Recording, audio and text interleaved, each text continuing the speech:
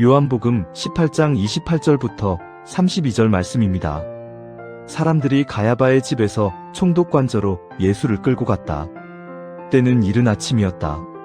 그들은 몸을 더럽히지 않고 유월절 음식을 먹기 위하여 관저 안에는 들어가지 않았다.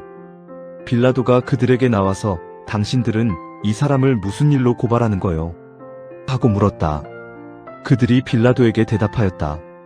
이 사람이 악한 일을 하는 사람이 아니라면 우리가 총독님께 넘기지 않았을 것입니다. 빌라도가 그들에게 말하였다. 그를 데리고 가서 당신들의 법대로 재판하시오.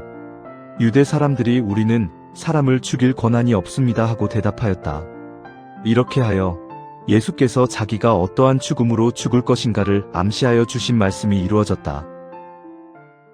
아침이 되자 사람들이 예수님을 가야바의 집에서 총독의 집으로 끌고 갔습니다. 재판의 현장이 바뀌는데요. 유대 종교 지도자들의 신문이 끝나고 이제는 로마의 법정 앞에 서게 되신 것입니다. 유대의 사법권 안에서는 사람을 죽일 권한, 사형을 집행할 권한이 없었기 때문에 그렇습니다. 유대 지도자들이 예수님을 처형하기 위해서는 로마 총독 빌라도의 손을 빌려야만 했습니다. 그런데 여기서 요한복음은 한 장면을 놓치지 않습니다.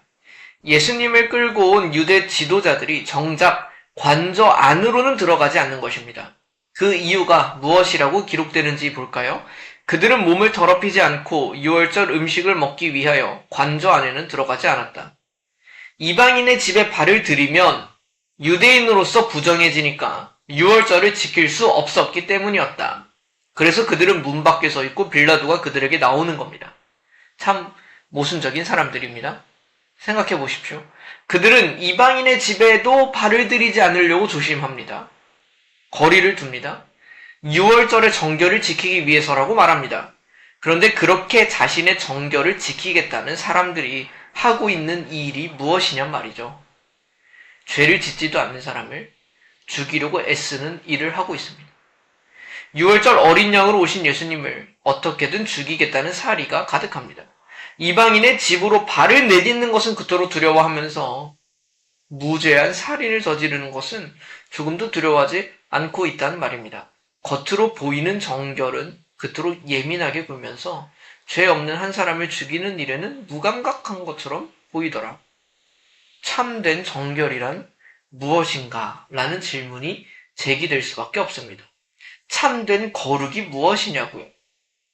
우리는 거룩을 겉으로 보이게 갖춰야 할 조건으로 이해할 때가 있습니다. 술, 담배를 하지 않는 것, 부적절한 장소에 들어가지 않는 것, 욕을 하지 않는 것, 바른 자세로 예배하는 것 필요하죠. 지켜야 할 규정을 어기지 않고 부정한 것에 닿지 않고 종교적 형식을 빠짐없이 갖추는 것을 거룩이라고 여길 수 있습니다. 그러나 이 장면은 그렇지 않음을 우리에게 가르쳐줍니다. 이방인의 집에는 들어가지 않으면서 죄 없는 사람을 죽이는 정결이라면 그것은 껍데기만 남은 거룩에 불과하다. 사실 조금이라도 거룩이라고 부르기도 싫습니다.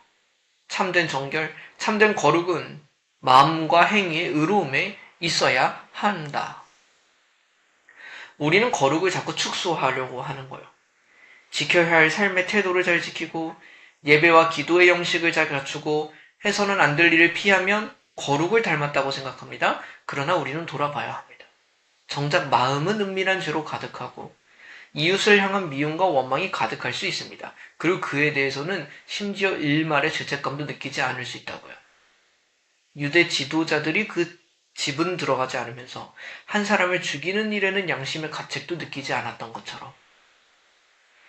그러니 본문은 우리에게 묻습니다. 나의 정결은, 나의 거룩은 집에 들어가지 않는 것을 중요하게 여기는가? 사랑하는 마음을 중요하게 여기던가? 나는 어느새 겉으로 드러나는 모습과 조건들로 거룩을 계산하고 있는 것은 아닌가? 겉으로는 잘 보이지 않는 삶 속에서 정작 다른 이들을 향한 미움과 원망을 방치하고 있는 것은 아닌가? 하나님께서 보시는 것은 우리의 겉모습이 아니라 우리의 중심이고 우리가 품은 마음입니다. 그러나 여기서 한 가지를 더 보아야 합니다. 그들이 로마의 손을 빌리기로 한 이 결정이 뜻밖의 결과를 낳는다는 점이죠.